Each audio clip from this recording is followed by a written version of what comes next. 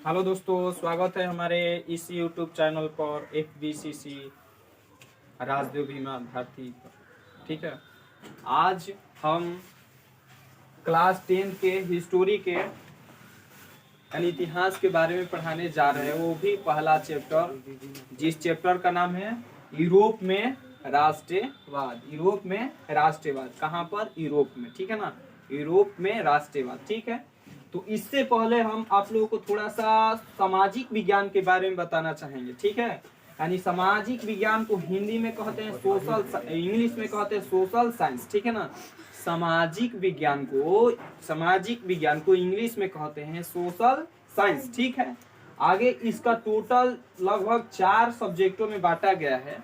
इस तरह से तो और भी सब्जेक्ट है, जैसे कि जियोग्राफी में एक और आता है आपदा प्रबंधन। ठीक है ना, तो हम उस चीज को नहीं लिखे, तो हम बता रहे हैं कि हिस्टोरी माने होता है इतिहास। हिस्टोरी माने क्या होता है? इतिहास।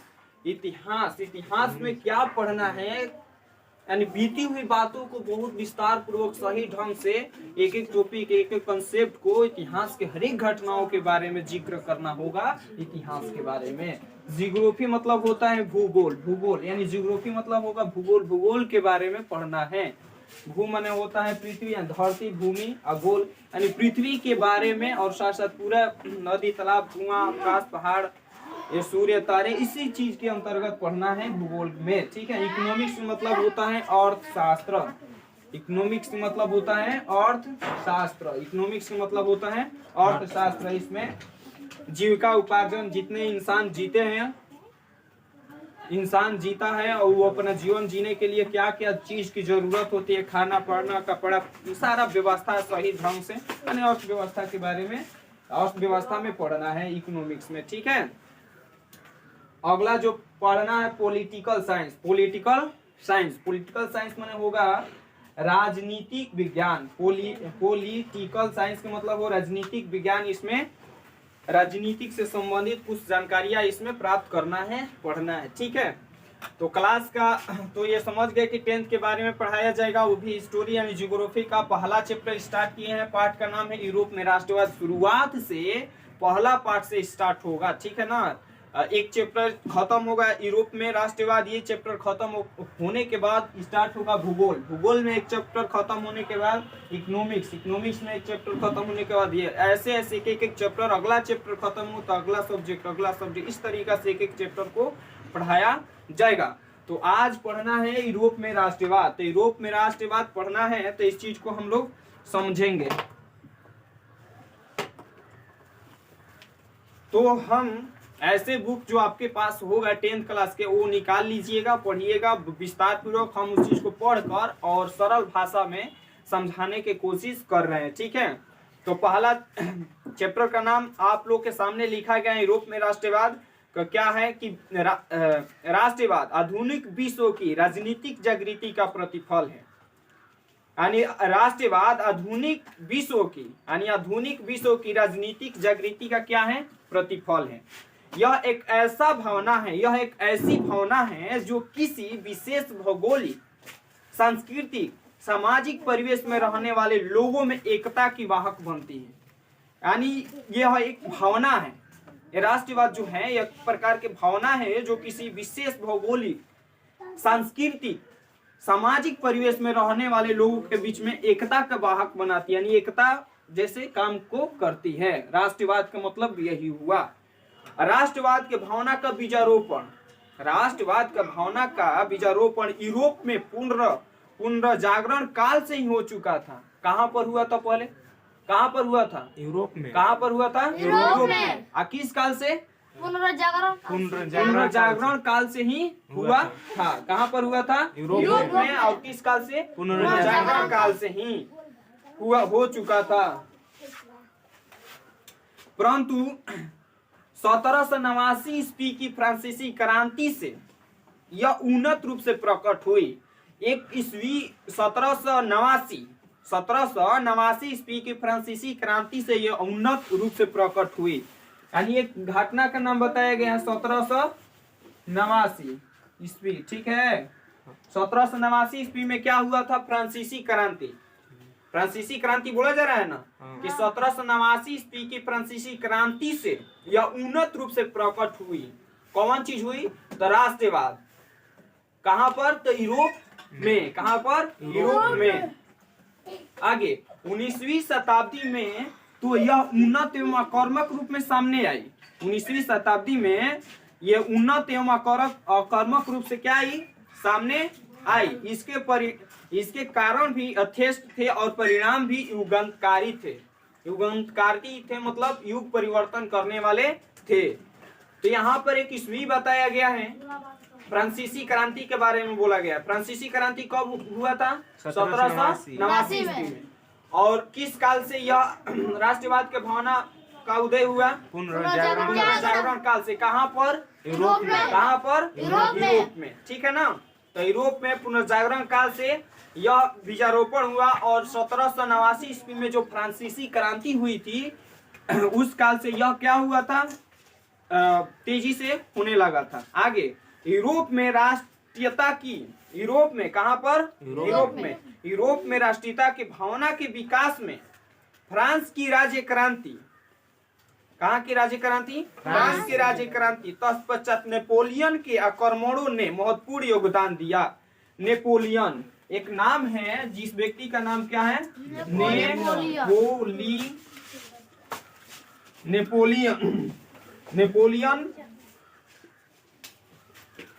नेपोलियन के बारे में बताया जा रहा है। किसके बारे में? नेपोलियन के। यानी नेपोलियन के आक्रमणों ने महत्वपूर्ण योगदान दिया। नेपोलियन के आक्रमण जो थे महत्वपूर्ण योगदान दिया। यानी यूरोप में राष्ट्रीयता की भावना के विकास में फ्रांस की राज्य क्रांति तत्पश्चात नेपोलियन के आक्रमणों ने महत्वपूर्ण क्या दिया? योगदान दिया। फ्रांसीसी क्रांति ने राजनीति को अभिजात वर्गीय परिवेश से बाहर, फ्रांसीसी क्रांति ने राजनीति को अभिजात वर्गीय परिवेश से बाहर कर उसे अखबारों, सड़कों और सर्वसाधारण की वस्तु बना दिया। अखबारों, सड़कों और सर्वसाधारण की वस्तुएं बना दिया। यूरोप के कई राज्यों में, कहाँ के राज्यों में? यूरोप के कई राज्यों में नेपोलियन के अभियानों द्वारा नए युग का संदेश पहुंचा। किसके द्वारा? नेपोलियन के अभियानों द्वारा नौ युग का संदेश पहुंचा। कई राज्यों में, यूरोप के कई राज्यों में नेपोलियन के अभियानों द्वारा नौ युग का संदेश पहुंचा। नेपोलियन ने, कौन व्यक्ति है जिसका नाम है नेपोलियन? नेपोलियन ने जर्मनी और इटली के राज्यों को, हम मैप में तुम लोग को दिखाया है ना कि जर्मनी कहाँ है और इटली का है ना। यानी जर्मनी और इटली के राज्यों को भौगोलिक नाम की परिधि से बाहर कर उसे वास्तविक एवं राजनीतिक रूपरेखा प्रदान की। समझ में आ गया? यानी ये जर्मनी और इटली के राज्यों को भौगोलिक नाम की परिधि से बाहर कर दिया। कौन कर दिया? नेपोलियन। ठीक है। और वास्तविक एवं राजनीतिक रूपरेखा प्रदान की। वास्तविक एवं राजनीतिक रूपरेखा प्रदान की। ठीक है। जिससे इटली और जर्मनी के एकीकरण का मार्ग प्रशस्त हुआ। जिससे किसके? इटली और जर्मनी के एकीकरण के मार्ग प्रशस्त हुआ। ठीक है। दूसरी तरफ नेपोलियन की नीतियों के कारण फ्रांसीसी प्रभुता और आधिपत्य के विरोध यूरोप में देशभक्तिपूर्ण विक्षोभ भी जगा। अनेक घटना होने लगा नेपोलियन की नीतियों के कारण। उसका जो नेपोलियन का जो नीति था, ठीक है, नीति के कारण फ्रांसीसी प्रभुता और आधिपत्य के विरुद्ध यूरोप में देशभक्तिपूर्ण विक्षोभ भी जागा। माने एक जगह देशभक्तिपूर्ण विक्षोभ भी जागा। नेपोलियन के पतन के बाद, पतन माने क्या होता है मालूम है तुम लोग को? बोलो तो। पतन का मतलब उसको खत्म हो गया। हाँ माने वो खत्म हो रहा है, वो साम्राज्य जो नेपोलियन के बने उस समय का चल रहा था वो खत्म हो रहा था, यानी पतन हो रहा था। आस्ते आस्ते वो मिट रहा था उसका वर्चस्व जो भी था। तो नेपोलियन के पतन के बाद यूरोप की विजयी शक्तियां ऑस्ट्रेलिया की राजधानी बताए हैं, कहाँ है ऑस्ट्रेलिया की राजधानी? वियना। कहाँ है? वियना है ना। यानी यूरोप की विजयी शक्तियां ऑस्ट्रेलिया की राजधानी वियना सम्मेलन में, ऑस्ट्रेलिया की राजधानी वियना सम्मेलन में 1815 में एकत्र हुई। कब हुई? 1815 में। अब पूछा जाएगा कि ऑस्ट्रेलिया की राजधानी कहाँ है? वियना। ऑस्ट्रेलिया की राजधानी ऑस्ट्रेलिया की ऑस्ट्रेलिया ऑस्ट्रिया ठीक है ना। ऑस्ट्रिया, ऑस्ट्रेलिया नहीं, ऑस्ट्रेलिया तो एक तो महादेश में आता है ना। वो नीचे वाला। तो यहाँ पर ऑस्ट्रिया की राजधानी कहाँ है?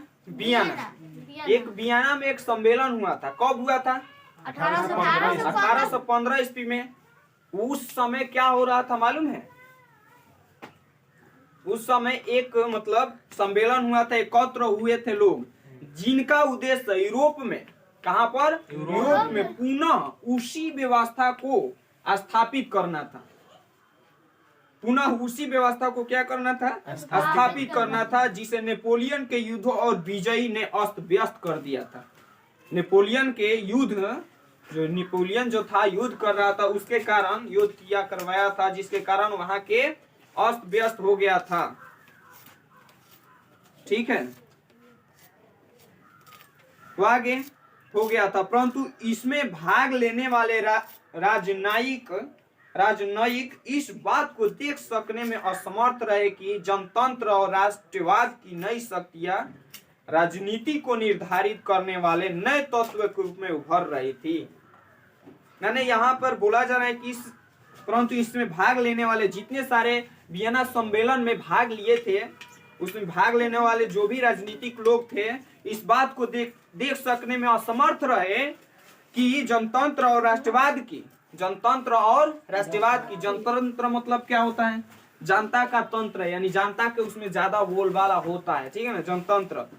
जनतंत्र और राष्ट्रवाद की नई शक्तियां राजनीति को निर्धारित करने वाले नए तत्व के रूप में उभर रही थी। सन 1815 ईस्वी के वियना सम्मेलन की मेजबानी ऑस्ट्रेलिया के चांसलर, यानी एक घटना फिर से एक ईस्वी बताया गया 1815 ईस्वी। उस समय क्या हुआ था? तो सन 1815 ईस्वी के वियना सम्मेलन की मेजबानी ऑस्ट्रेलिया के चांसलर मेटरनिक ने किया, और एक और व्यक्ति का नाम आता है जिसका नाम है क्या? मेटरनिक। और एक और व्यक्ति का नाम क्या आ रहा है? मेटरनिक। ऑस्ट्रेलिया के वो चांसलर हैं। ऑस्ट्रेलिया के चांसलर कौन है? मेटरनिक। ऑस्ट्रेलिया के चांसलर मेटरनिक है। तो जो घोर प्रतिक्रियावादी था, वो जो ऑस्ट्रेलिया के जो चांसलर था मेटरनिक, वो क्या था? घोर प्रतिक्रियावादी था। ठीक है। इस सम्मेलन में जो यहाँ पर जो सम्मेलन हो रहा था, वियना सम्मेलन, ठीक है, वियना सम्मेलन कब हुआ था? 1815 ईस्वी में। 2 जगह दिया गया है। 1815 ईस्वी में जो वियना सम्मेलन हुआ था, उस सम्मेलन में कौन कौन से देश भाग लिए थे यहाँ पर दिया गया है। इस सम्मेलन में ब्रिटेन, रूस, फ्रांसा और ऑस्ट्रेलिया जैसी यूरोपीय शक्तियों ने भाग लिया था। हम तुम लोग को मैप में दिखाए हैं कि ऑस्ट्रेलिया कहाँ है, ऑस्ट्रिया कहाँ है ना, ऑस्ट्रेलिया कहाँ है, फ्रांस कहाँ है, फ्रांसा कहाँ है, जर्मनी कहाँ है, ये सारा चीज बताया है ना। यानी ब्रिटेन, रूस, फ्रांसा, ऑस्ट्रेलिया जैसी यूरोपीय शक्ति ने मिलकर ऐसी व्यवस्था की जिसका मुख्य उद्देश्य यूरोप में उसी शांति संतुलन को स्थापित करना था, यानी शांति संतुलन का स्थापित करना था उस सम्मेलन के तहत। और उसमें बहुत सारे देश भाग लिए थे। समझ रहे हो ना। उसमें कितने सारे देश, 4 देश मतलब बताया गया है कि यहाँ पर 4 देश भाग लिए थे। कौन कौन मालूम है? 4 देश भाग लिए थे और मेटरनिक ने उसका नेतृत्व कर रहा था। ब्रिटेन था, ब्रिटेन की राजधानी कहाँ है? ब्रिटेन की राजधानी लंदन। रूस, प्रासा और ऑस्ट्रिया की राजधानी वियना। ऐसे ऐसे देशों ने, ऐसे ऐसी महाशक्तियां ने भाग लिए थे और यूरोप में जो शांति भंग हो गई थी उसी को ठीक करना था। ठीक है ना, इसी शांति को मैंने ठीक करने का इस सम्मेलन का उद्देश्य था। कौन से शांति कौन भंग किया था? नेपोलियन ने भंग कर दिया था। कहाँ पर किया था? यूरोप में। ठीक है, जिसे नेपोलियन के युद्धों ने समाप्त कर दिया था वहां पर यूरोप में। तो सब मिलकर यहाँ पर चाहेंगे कि शांति किया जाए। और अगले दिन से अगला जो टॉपिक है मतलब पढ़ाया जाएगा। और इस तरीका से पढ़ाने का मतलब किताब के माध्यम से चाहेंगे तो उस तरीका से भी पढ़ा सकते हैं कि बहुत बढ़िया से इसे तुम लोग को बिना किताब के मदद से पढ़ाया जाए। लेकिन एक एक कॉन्सेप्ट को बताना, हर एक टॉपिक को समझाना ये जरूरी है। कहीं पर छूटे ना। आप लोग किताब के माध्यम से पढ़ेंगे और हम समझा रहे हैं तो आप लोगों को बहुत गहराई से समझ में आएगा और दिखाई भी देगा कि क्या समझा रहे हैं। और इसी जगह से, यहीं से, इसी बुक से क्या पूछेगा? प्रश्न पूछेगा आप लोग को बिहार बोर्ड में। तो ये जरूरी है कि पूरा बढ़िया से डीपली एक एक चीज को समझते हुए चले बुक के माध्यम से। ठीक है ना, नहीं तो बहुत सारा ऐसा तरीका है कि मतलब हम समझा सकते हैं, लेकिन जरूरी नहीं है कि आप लोग को विश्वास हो कि इस तरीका से पढ़ाया जा रहा है कि किताबों के माध्यम से एक एक टॉपिक, एक एक कंसेप्ट को बताते हुए हम समझा रहे हैं। ठीक है ना, तो अगला दिन अगले जगहों से समझाया जाएगा।